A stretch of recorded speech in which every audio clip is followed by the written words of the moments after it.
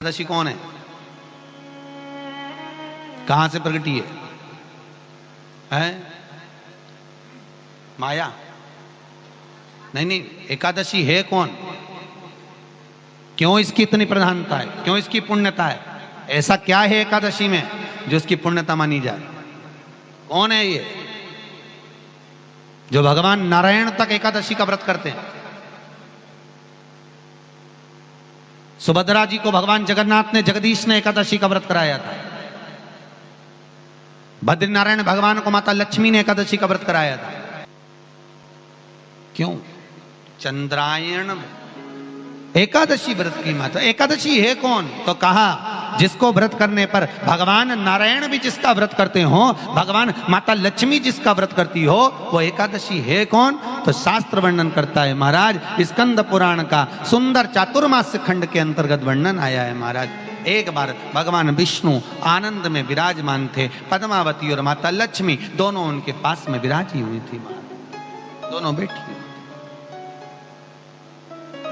भगवान लक्ष्मी और पद्मावती दोनों बैठी, एक सिर के पास, एक चरण के पास।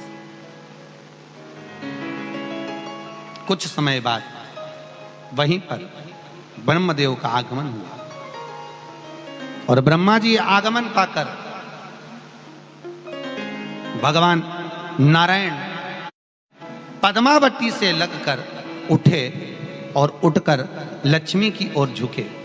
झुकने पर इन तीनों के समागम से भगवान नारायण के हृदय चित्त से एक कन्या प्रकट हो गई। उस कन्या का नाम एका था। क्या नाम था? एका। अब 10 उसके गुण इतने प्रबल थे, वो 10 गुण उसके बड़े प्रबल थे कि वो एका जिसको निहारती थी उसको संपदावान बना देती थी। जिसको देख लेती थी उसके जीवन में वो आनंद की अनुभूतियां करा देती थी। एका जिस मार्ग से जाती थी उस मार्ग के द्वार खोल देती थी। एका का पुण्य इतना पुण्य प्रखर। पद्मावती और लक्ष्मी ने कहा, महाराज ये बेटी आपके द्वारा निर्मित हुई है, इसका कन्यादान करना चाहिए। हमारे यहाँ हिंदू धर्म में रीति है, जिस दिन कन्यादान करा जाता है उस दिन व्रत रखा जाता है। अब आजकल रखते कि नहीं रखते हो मालूम नहीं, और कन्यादान करते समय व्रत रखा जाता है। व्रत रखना, एका का कन्यादान करना है। भगवान बोले कन्यादान करें, किसको दें? एका किसको दी जाए?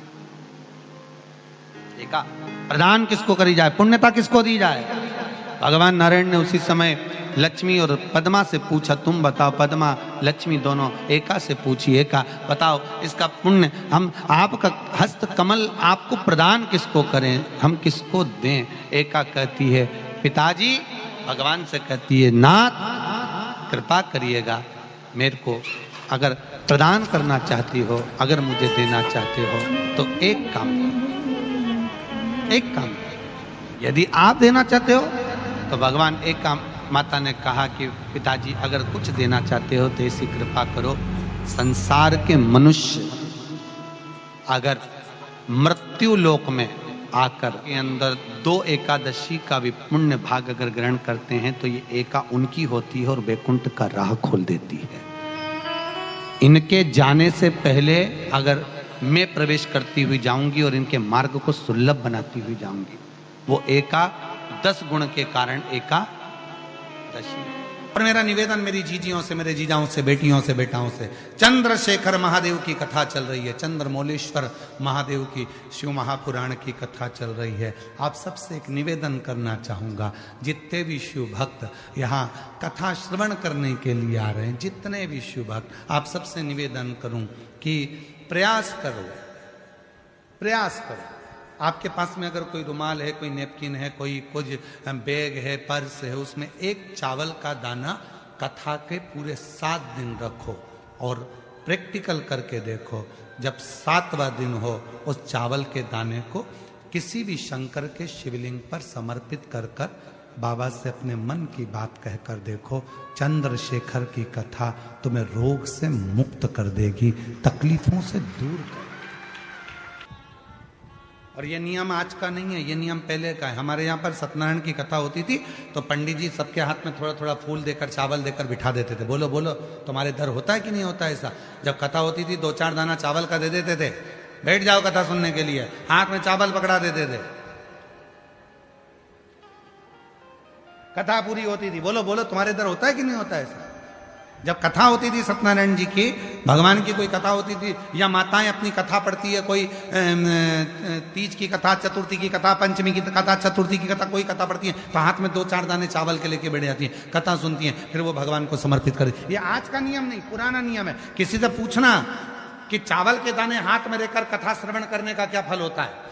हाथ में चावल का एक दाना भी अगर हमारे भीतर होता है और हम उस कथा को श्रवण करने के बाद वो दाना समर्पित करते हैं, उसका फल क्या होता है? मतलब है चावल का एक दाना मतलब आरोग्यता प्रदान करना, चंद्र का भाव। हे शिव, हम आपको बहुत कुछ नहीं दे सकते, एक चावल का दाना हमारे जीवन का एक अंश मात्र है महाराज, एक अंश। हे शिव, हे करुणा सागर, ये आपको समर्पित, ये अंश,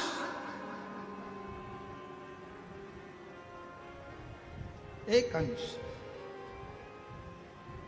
गेहूं वापिस गेहूं को जन्म दे देता है, चना वापिस चने को जन्म दे देता है। गेहूं के भी 2 हिस्से हो जाते हैं, चने के भी 2 हिस्से हो जाते हैं, सोयाबीन को जन्म दे देता है, 2 हिस्से हो जाते हैं। मसूर को जन्म दे देती है, 2 हिस्से हो जाते हैं।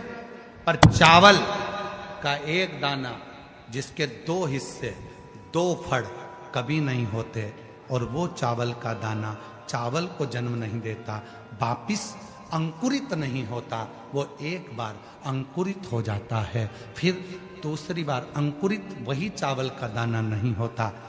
गेहूं का दाना फिर अंकुरित होगा, सोयाबीन फिर अंकुरित होगा, चना फिर अंकुरित होगा, परंतु जो चावल का दाना है वो 2 फड़ में नहीं टूटता, वो अंकुरित वापिस नहीं होता। वो चावल का दाना एक बार शिव का हो गया, मतलब 2 भागों में नहीं बटा है। हे शिव, मैं एकाकार तेरे चरणों में हूं, मैं फिर संसार सागर में तेरा होकर आया था, तेरा रहना चाहता हूं, संसार सागर में अंकुरित नहीं होना चाहता, पूर्ण तेरा हो जाऊं, तुझ पर आश्रित हो जाऊं, तुझ पर समर्पित। वो चावल का दाना हमें औषधि तक प्रदान करता। सबसे पहला अन्न है चावल, अक्षत, सबसे पहला।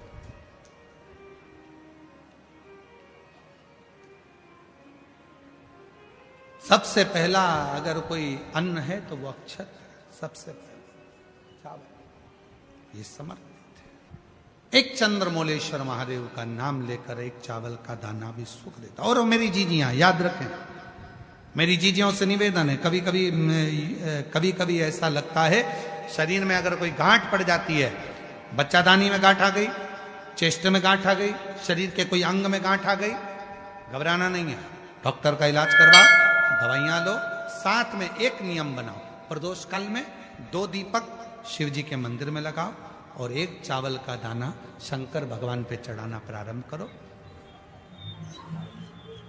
वही चावल के दाने को वापस उठाओ। अगर प्रदोष का व्रत नहीं है तो उसी दिन खाओ, और अगर व्रत है तो दूसरे दिन उस चावल के दाने को जरूर खाओ।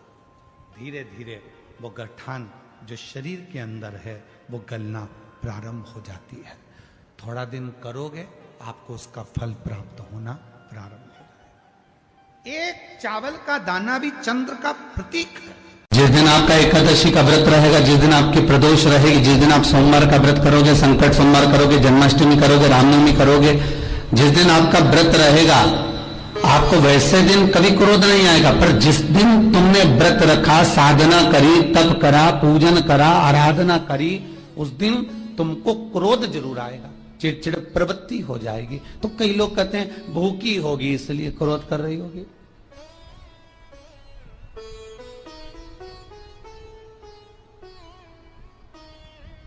कई लोग कहते हैं कि भूख लग रही होगी इसलिए चिड़चिड़ प्रवृत्ति हो गई होगी। नहीं नहीं भाई, भूख से उसका कोई ताल्लुक नहीं है, क्योंकि रोज कोई जरूरी है कि वो इतना खाती हो कि नहीं खाती हो। कभी कभी तो दिन भर भूखी रह जाए तो भी क्रोध नहीं है।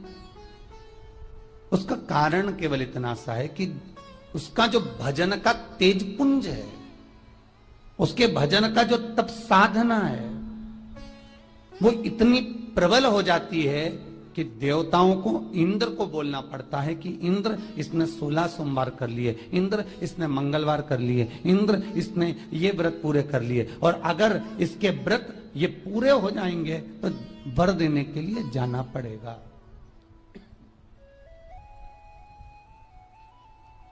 अगर इसके व्रत पूरे हो गए तो आशीर्वाद देने के लिए जाना पड़ेगा। इसके व्रतों को खंडित कर दिया जाए।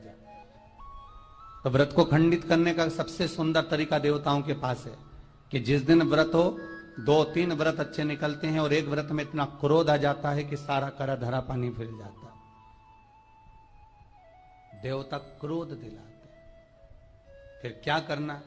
तो शास्त्र कहता है कि जिस दिन आपका व्रत है उस दिन एक काम जरूर करना कि भगवान का मंत्र जाप कर कर, भगवान का स्मरण कर कर, कटोरी में जल लेकर, पात्र में जो जल रखा हो, पूजन पाठ करते समय, स्मरण करते समय वो जल का पान अवश्य करें।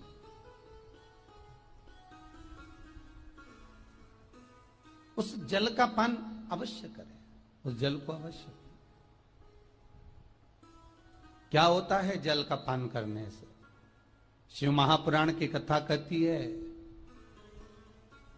चाहे आप हनुमान चालीसा पढ़ें, चाहे आप राम रक्षा स्तोत्र पढ़ें, चाहे आप देवी कवच करें, चाहे आपकी मर्जी पड़े, जो पाठ पूजन करें, बस एक निवेदन है, पूजन पाठ करते समय एक कटोरी में, तांबे के कलश में, एक गिलास में जल अपने नजदीक में जरूर रखें।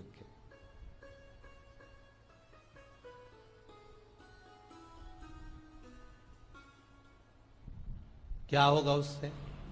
आप जितना पाठ करेंगे, आप जितना पूजन कर रहे हैं, आप जितनी आराधना कर रहे हैं, आप जितनी साधना कर रहे हैं, आप जितना तप कर रहे हैं, आप जितना हनुमान चालीसा, दुर्गा चालीसा, राम रक्षा स्तोत्र, यमुना अष्टक, गोवर्धन चालीसा, जो भी आप जप रहे हैं, जो भी आप सर्वोत्तम जी का पाठ करें, आप जिस भी पाठ को कर रहे हैं, उस पाठ को करते समय अगर जल तुम्हारे पास में रखा हुआ है तो तुमने जब पाठ किया तो उसका जो तात्विक अंश है वो जल के अंदर जाएगा, और वो जल जब हम ग्रहण करेंगे, कोई बुद्धि से विकलांग विवेक काम नहीं कर रहा,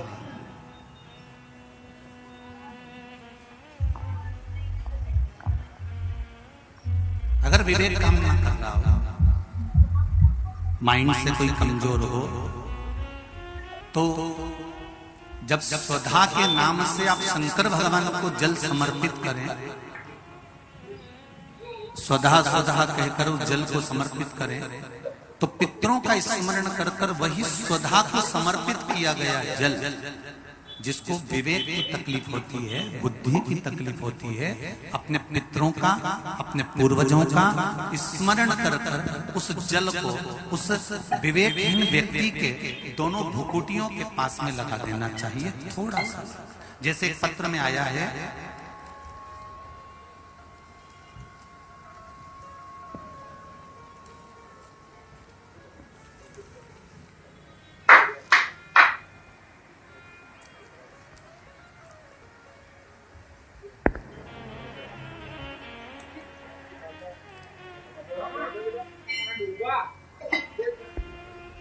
अमन मिश्रा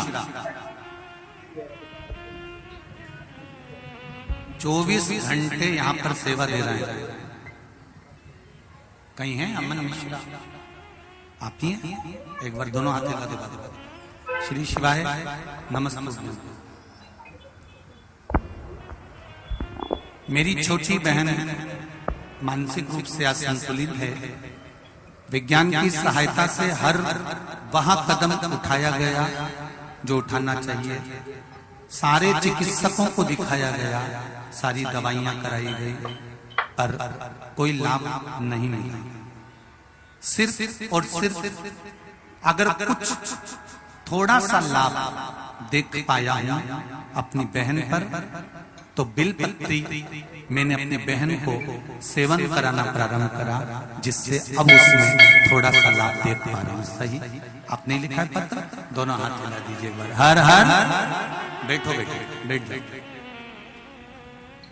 कहां से हो बाबू? यहीं सिमरी के? बाबा की कृपा हो। अगर मेरे बाबा ने थोड़ा सा भी हाथ पकड़ा है, सारे मेडिकल को दिखाने के बाद भी अगर थोड़ा सा लाभ भी, इंच मात्र का भी अगर दिया है मेरे शंकर ने, तो ये जान लेना, मैं तो यहां तक कहूंगा कि आप अगर शिव महापुराण की कथा तक पहुंचे हो, या आस्था चैनल पर शिव महापुराण की कथा सुन रहे हो, या फेसबुक यूट्यूब पर टाइम निकालकर अगर शिव महापुराण की कथा सुन रहे हो, तो ये मेरा विश्वास कहता है कि शंकर भगवान ने तुम्हारा हाथ पकड़ लिया है, अब वो डूबने नहीं देंगे, ये निश्चित है। कौन आता है सिमली अर्चन में इतनी दूर अपने अपने गांवों से?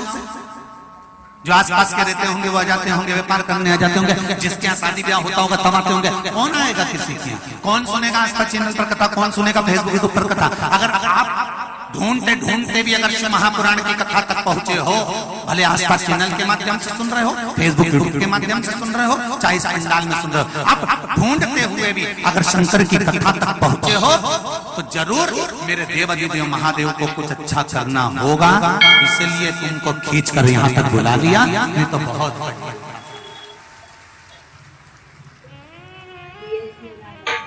कहीं मेरे देवाधिदेव महादेव को करना होगा, इंच मात्र भी अगर थोड़ा सा भी उसने हाथ पकड़ा है, तो वो कृपा जरूर करेगा, वो जरूर कृपा। मैंने तेरे ही भरोसे ओ बाबा, तेरे ही भरोसे हवा विच उड़ती जावांगी, बाबा डोर तो छठी में कटी जावांगी, ओ बाबा मेरे बदन भोले, मेरे बदन हवा विच उड़ती जावांगी, बाबा डोर हथो छठी में कटी जावांगी। शिव ने हाथ पकड़ा है, मेरे शंकर ने, मेरे ओघड़दानी ने, मेरे त्रिकालदर्शी ने, मेरे कैलाशी अविनाशी ने अगर हाथ पकड़ा है, तो वो छोड़ेगा नहीं।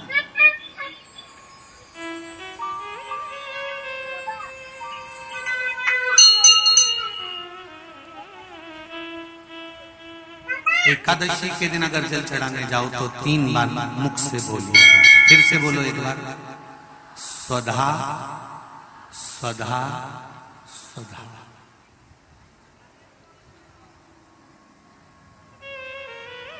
ज्यादा पितृदोष हो, ज्यादा तकलीफ चल रही हो, बहुत ज्यादा कष्ट में हो, तो शिव मंदिर में बैठकर या घर के मटका परिंदा या पूजन वाली जगह पर बैठकर 12 श्लोक का सुधा स्तोत्र का पाठ भी कर सकते।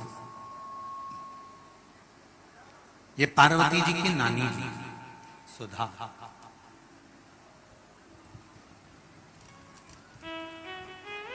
जो भगवान शिव का अभिषेक करना, पूजन करना, अर्चना करना, मंत्र जाप करना, स्मरण करना, नित्य प्रति शिव पूजन में डूबी रहना, इनका एक ही काम था। थी पितरों की पत्नी,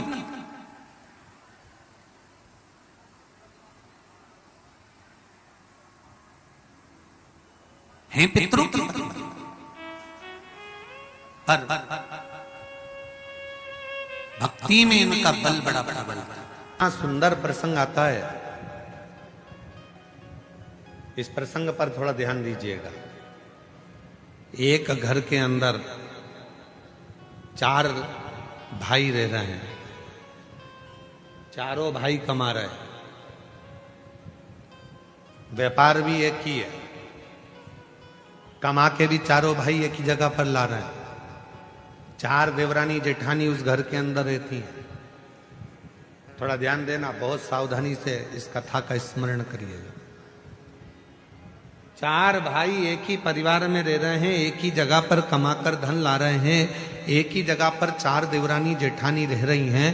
चारों जेठानी देवरानी के बच्चे एक ही जगह पर रह रहे हैं। शिव महापुराण की कथा ये तक कहती है कि अपनी दृष्टि को जितनी देवरानी जेठानी घर में रह रही हैं और जितने भाई घर के अंदर रह रहे हैं, यदि सबकी कमाई एक जगह पर आ रही है तो चारों की दृष्टि एक जैसी रहना चाहिए। ये नहीं कि मेरे बेटे को मैं मलाई का दूध दे दूं और दूसरे के बेटे को सादा दूध दे दूं, मेरे बेटे को मैं घी की रोटी दे दूं, दूसरे को सादी रोटी दे दूं, मेरे बेटे को मैं 2 चम्मच घी लगा दूं और दूसरे के बेटे को 1 चम्मच घी लगा दूं।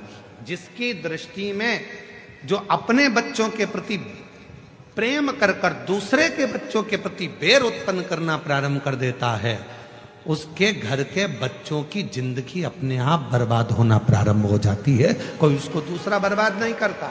अब ये बात हमने एक बार कथा में कही तो एक बहन जी ने लिखकर भेजा, तो क्या हम हमारे बच्चे के लिए अच्छा नहीं सोच सकते? सोचो, मना कौन कर रहा है? पर जब तुम एक जगह पर रह रहे हो तो सबके प्रति सब बच्चे तुम्हारे। एक बार हमने कथा में कहा था, सबसे ज्यादा नरक में कौन जाता है? याद है आप लोगों को? बोलो तो जम के। सबसे ज्यादा नरक में कौन जाता है? तो एक बार हमने कथा में कहा था, सबसे ज्यादा नरक में जाता है प्रसाद बांटने वाला। तो खूब इस पे लोगों ने हमको अपशब्द लिख कर भेजा कि बताओ, सीवर वाले महाराज ने कह दिया कि सबसे ज्यादा नरक में कौन जाता है, तो क्या प्रसाद बांटने वाला जाता है। प्रसाद बांटने वाला नरक में क्यों जाता है? तो कहा प्रसाद बांटने वाला प्रसाद कभी भी बंटता है तो अच्छी जगह पर बंटता है, धर्म की जगह पर बंटता है। मंदिर, देवालय, शिवालय, कथा, भागवत, सत्संग, संकीर्तन, तीर्थ, प्रसाद अच्छी जगह पर बंटता है। प्रसाद कभी किटी पार्टी में नहीं बंटता, प्रसाद शादी के फंक्शन में नहीं बंटता, प्रसाद 25वीं शादी की सालगिरह में नहीं बंटता, प्रसाद सिल्वर जुबली गोल्डन जुबली पर नहीं बंटता, प्रसाद धर्म की जगह पर बंटता है। और जब धर्म की जगह पर कोई व्यक्ति प्रसाद बांटने खड़ा होता है, दूसरा आया तो हाथ ऐसा होता है, और खुद के घर का पहचान वाला आया तो हाथ ऐसा हो जाता है, वो व्यक्ति नरक चले जाता। पत्नी आई, हाथ बड़ा, बेटा आया, हाथ बड़ा, कोई दूसरा आया, हाथ छोटा, सबको ऐसे ऐसे ऐसे ऐसे दे रहे। तो जैसी पत्नी आके खड़ी हुई तो मुट्ठा भर के दे दिया, बेटा आया तो मुट्ठा भर कर दे दिया, कोई आया परिचित भाई आया, काका आया, काकी आई तो उन्होंने पस भर कर दे दिया। पर उसने ये नहीं सोचा कि हम धर्म की जगह पर खड़े होकर प्रसाद में भेदभाव कर रहे हैं। जब हम प्रसाद में भेदभाव कर रहे हैं तो वो परमात्मा की दृष्टि में रहेगा और हमको नरक भोगना पड़ेगा।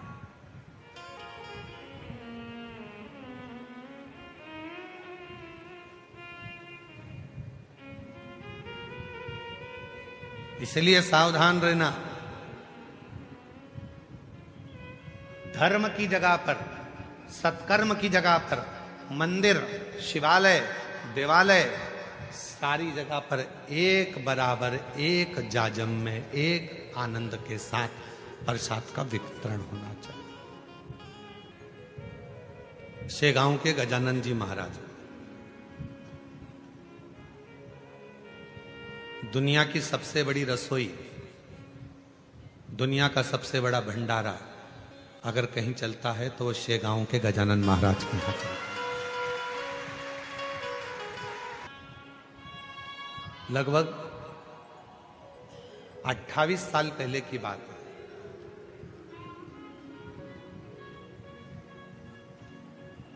और 28 साल से हो सकता है कि 29 साल 28 साल पहले की बात हो, हम शेगांव गए, भंडारे में भोजन प्रसाद चल रहा था। एक पात्र में कोई मीठी वस्तु थी और वो थोड़ी सी थी, तो उन्होंने वो मीठी जो वस्तु थी वो वस्तु को एक और रख दिया और सारी वस्तुएं चल रही। तब हमने पूछा, एक माताजी वो परस रही थी, तो हमने कहा कि ये थोड़ी सी मीठी वस्तु बची है तो ये भी प्रसाद में दे देना चाहिए। तो उन्होंने कितनी सुंदर बात कही गजानन महाराज के दरबार में, जरा विचार करिए। उन्होंने कहा कि हम ये अगर ये थोड़ा सा सामान 2-4 लोगों को देंगे, 2-4 भक्तों को देंगे, और बाकी के भक्त यदि उस प्रसाद को नहीं ले पाएंगे और उन तक वो प्रसाद नहीं पहुंचेगा तो उसका दोष हमको लगेगा। इसलिए जब एक जाजम पर गरीब हो, अमीर हो, पैसे वाला हो, बड़ा हो, छोटा हो, जब एक जाजम पर बैठकर एक साथ भोजन कर रहे हैं तो उनकी भोजन की थाली में भी एक जैसा भोजन जाना चाहिए। वो गजानन महाराज का भोजन एक जैसा भोजन, उसमें भेद नहीं होना चाहिए। कहां खड़े हो धर्म की जगह पर, कहां खड़े हो सत्कर्म की जगह पर, और वहां पर भी अगर हम भेद करें तो फिर परमात्मा हमको दंड तो देगा। इसीलिए पहले भी कहा, मत बुरे कर्म कर बंदे वरना पछताएगा, भगवान की आंखों से तू बच नहीं पाएगा, तू बच नहीं पाएगा। अरे ओ अज्ञानी मत करना,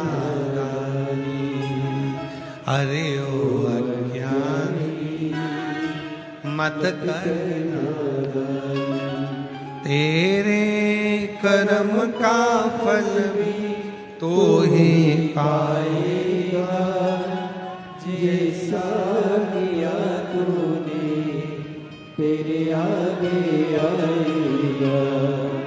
मत बुरे कर्म कर बंदे वरना पछताएगा, भगवान की आंखों से तू बच नहीं पाएगा, तू बच नहीं पाएगा।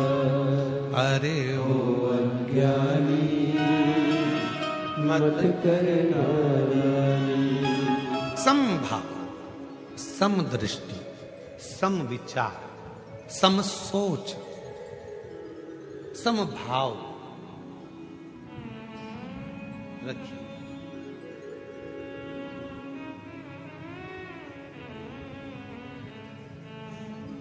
आज के जमाने में लोगों की सोच दो मुखी हो गई, अपने लिए अच्छा सोचना, दूसरे के लिए बुरा सोचना।